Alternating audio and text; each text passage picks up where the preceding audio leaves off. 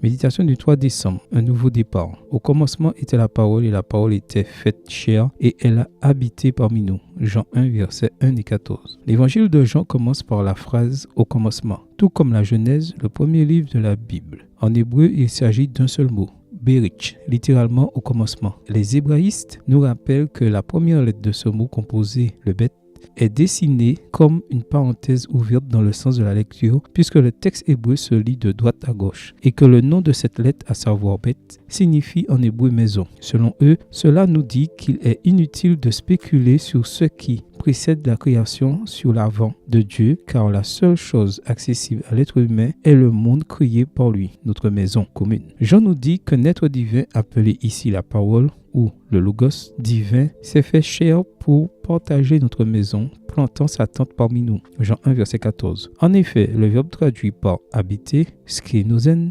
signifie littéralement camper. Cela signifie que le même Dieu qui a décidé de rendre visite à Abraham en restant un jour dans sa tente est revenu bien des siècles plus tard nous rendre visite en campant à nos côtés pour partager sa vie avec nous. Désormais, nous pouvons cesser d'imaginer Dieu loin dans l'espace infini et commencer à réaliser que Dieu est avant tout dans notre village, dans le quartier de la ville où nous vivons, dans notre immeuble, parmi nos voisins. Cet événement décisif marque le début d'une nouvelle ère pour notre planète. Mais lorsque les temps ont été accomplis, Dieu a envoyé son Fils né d'une femme. Galates 4, verset 4. Depuis lors, l'événement le plus insolite ou le plus important dans l'histoire de notre humanité n'est pas qu'une poignée d'hommes à bord de navires fragiles ait fait le tour du monde et découvert de nouveaux continents, ni qu'un homme ait marché sur la lune, mais que Dieu soit venu habiter sur notre planète Terre en la personne de Jésus de Nazareth. Car il n'est pas venu pour une visite de courtoisie, il est venu pour rester. Il nous a donné sa vie pour nous apprendre à vivre ici et maintenant et pour nous montrer le chemin de la vie éternelle. À l'heure où j'écris ces lignes, nous terminons l'année 2021. Elle a été si dure pour certains à cause de la pandémie que le grand souhait de beaucoup est que la nouvelle année nous apporte un nouveau départ. Quel meilleur départ, Seigneur, que de commencer chaque jour en ta compagnie. Amen. Bonne journée à vous et que le Seigneur vous bénisse.